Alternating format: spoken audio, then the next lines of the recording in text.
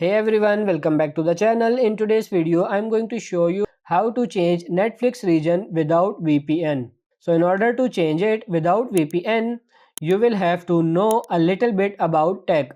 So as you can see, I found this article right here, and here you have quick summary on how to change your Netflix region without a VPN.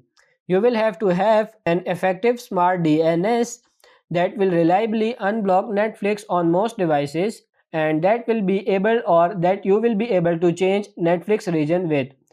So here are a couple of steps. So you will need to use actually ExpressVPN's media streamers to access or to change Netflix region without VPN. So again, I will definitely advise you, if you want to change Netflix region, change it with a VPN, which is Proto VPN or any other VPN. You can use it, whatever it is. If it's working, then all good. But when it comes to smart DNS, if you want to change Netflix region without VPN, you will have to use smart DNS. These are the only two main ways how to change Netflix region without and with VPN. You can use both of them, or you can use each, whatever suits for you, or you can read this carefully. So that's pretty much it for this video. I hope this video was helpful. If it is, like it and subscribe to the channel. Thank you.